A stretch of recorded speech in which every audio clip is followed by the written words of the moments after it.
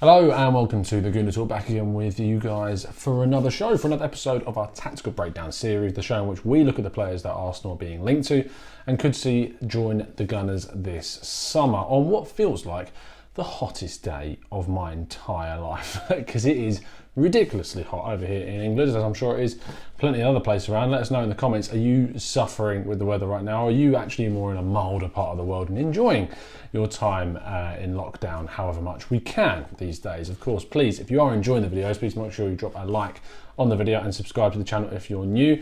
As we look at a player that genuinely, before I did some research on this guy today, I had never heard of. And I'm sure that's the same case for a lot of people, with a lot of the players that we look at. But I like the fact that plenty of you recognise that here on this channel, we're not just here to talk about players and waffle on about someone that we know nothing about. And we do our business and we do our research and we get the people on that know their stuff. And today is no different as we look at Amiens striker Serhou Guirassey. Now, I'm sorry if I pronounced that wrong, and I'm sure Jeremy in a second will put me to shame with his pronunciation. But Guirassey is someone that has been on the cards at Arsenal for a couple of weeks now. I've seen sort of tipped around the Twitter sphere and then started to creep into the media as well. So I thought it was about time that we look at this guy. So let's crack on with things and talk to our French correspondent, who I'm very happy to call now. I mean, he is pretty much the main man regarding French football that we go to here now. Our French TGT correspondent, who obviously appears on French Football Weekly and also Get French Football News. It is, of course, Jeremy Smith. You can find him on Twitter at JeremySmith98. So thank you ever so much, Jeremy, for tuning in once again and helping us. So take it away, Jeremy. Tell us all about this mythical striker. Being linked to a Serhou Guirassey. Don't get me wrong, he's a decent striker. He's tall, he's strong, he's good in the air. He's actually got a decent turn of pace for a big man, to use a cliche. And so he can do a little bit of everything, good work rate, reasonable finisher. It's good, but it's nothing special. And with all due respect to teams like, Brighton, because they're my team, so I'm always going to give them respect, or West Ham, I can understand them going after him, but I'm a little bit surprised about Arsenal and Spurs. I'm not sure he's the striker that are going to take you to sort of challenge for the title or even for Europe. I know that a lot of Arsenal fans are down on Giroud. I'm a big fan of his, but I would say that although he's also got the hold-up play and the flick-ons and more pace, I think Giroud is a better player than Guirassey is. Similarly to Giroud, Guirassey, I think by all accounts is a very good guy, a really good squad player. He actually was Amiens had agreed terms to sell him to a Premier League club in January, and on obviously a much bigger salary than he was on now. And it was he who turned them down, saying that he wanted to stay and help fight the club to try to stay up. Help the club fight to stay up for the rest of the season. So, it shows he's got good values. As it turns out, Amiens are at the moment, subject to an appeal, going to be relegated. So in that sense, he's definitely going to leave this summer, and there could be a good deal to be done. And certainly I think, he's on an upward curve in his career. He scored 9 goals this year, which is definitely his best season. And considering he's done that for a team that's really struggling, it shows that he has got quality. He's 24, so there's still room and time to improve. So not a bad option, but for me, he's very much a sort of plan B off the bench option. And as I said, I'm a little surprised that Arsenal are after him. So there's Jeremy's thoughts on Guirassey, and I mean, not spectacular, not awe-inspiring, but some of these players around aren't going to be that straight away. It's fair enough to say, and they're not going to catch the eye immediately. And sometimes these players are snapped up at a young age. I say young, he's 24, so it's still young, but it's not like prodigy or young talent. It's just young. And while some of these players are late bloomers, and certainly Guirassey seems to be the type that is going to be that, sometimes you have to take the plunge. And if you're going to be in a market where things are restricted financially and you have to go and pick up some hidden gems, possibly this is the guy to do that. Who knows, he might flourish in the Premier League, he might not. Let me know what your thoughts are on Jeremy's comments in the comment section below.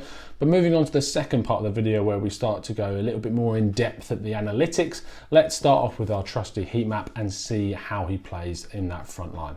So as you can see from the heat map on your screen now, whilst he is a striker, he likes to play out on that left flank a lot. He's someone who likes to play on that side. And for me, I kind of want to see a striker be more central. I kind of want to see this guy play as a number 9. If he's coming in to be the replacement for one of the 2 strikers that we could possibly see leave, I don't feel like he's anywhere near the calibre that we need to do that.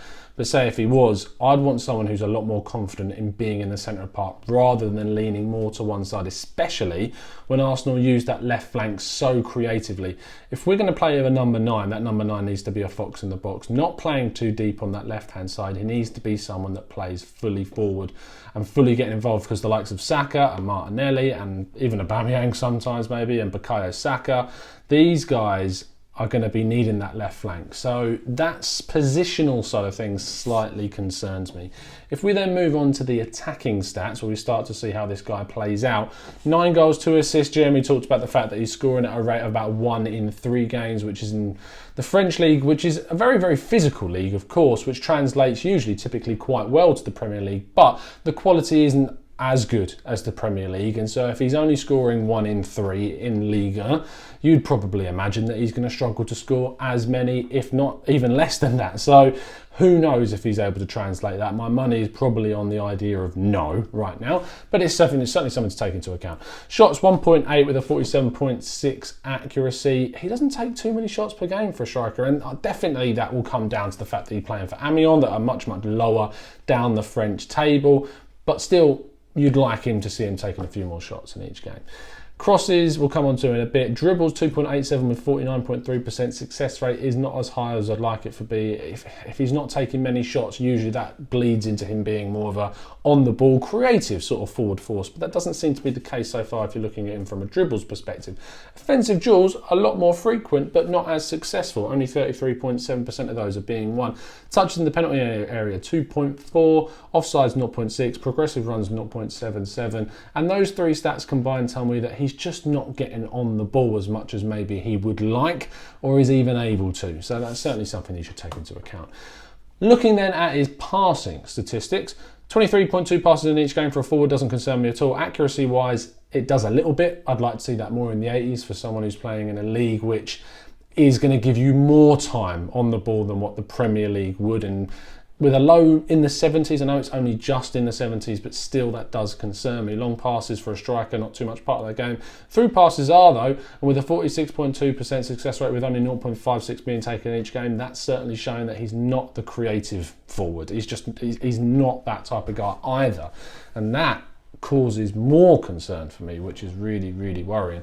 Passing into the final third, 1.88 with a 68.2% success rate. Passing into the penalty area is less than 1 in each game, so he's not even creating too much for the players around him, like his wingers or his attacking midfielders. Forward to backward passes is an incredibly negative ratio, which is typically what you do see for a striker, but considering when we looked at the heat map, he was playing so deep on that left-hand flank, it's a real weird one why it is so negative.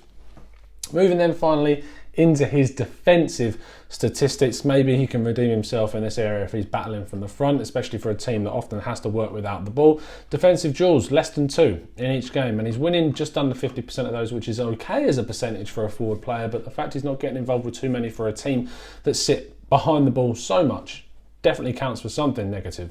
Aerial duels, 9.5. He's definitely a tall guy and he does win a fair chunk of those, 43.7%, and he gets involved with those, so that's positive. It worries me though that a lot of them might be in fact in his own half. We'll come on to that in just a second. Loose ball duels, he only wins 25.9% of those, not too high.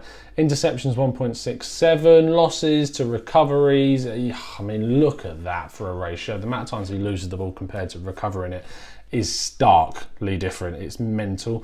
Clearances, he's nearly making a clearance every single game, and for a forward player, I mean, for someone who's winning the amount of aerial duels, yeah, those two definitely go in tandem together, it's fair to say, but defensively it doesn't inspire me either, and that's a real worry for me. And when you're looking at someone that ultimately Arsenal could be looking at to be the future of the next 5-6 years, and he's already 24 years old, and we're being linked quite heavily to him as well. I'm seeing it in a lot of different medias. I don't personally like this link. And speaking to Jeremy, I get the feeling that he hasn't inspired too much in France either to sort of garner a link to one of the big sides like Arsenal and the like. So this is a really odd one for me. I'm really intrigued, in fact, to know what you guys think about this deal. Right, I know it's very easy just to drop in the comments and say no, don't want him, but I'd really like you to sort of have a look at this guy, maybe go watch some other videos on him, like video wise, and see what he's like, and maybe you can tell us some more. But I just can't quite get my head around this link, why Arsenal would go for him. It's a bit of a strange one. Let me know what you think in the comment section below. Please make sure you drop a like on the video and subscribe to the channel if you're new around here, and turn those notifications on so you never miss a show. I hope you're staying well and safe and keeping your head together during these tough times, as I say every single time. Thursday, fingers crossed, can't make any promises, but Thursday at 3 o'clock UK time, pretty sure we're going to have a chat with James Benge from Football London. So make sure you're subscribed and turning those notifications on so you can be told when that's going to drop. We're going to be having a chat about Project Restart and getting our thoughts across on that. Personally, not too happy about the situation with Project Restart, especially considering how many positive tests we've seen done in the Premier League. But things change, things move forward, and things typically focus around money with these guys. So we're going to have a great chat on Thursday, so I look forward to that. See you very soon, and as always, up the Arsenal.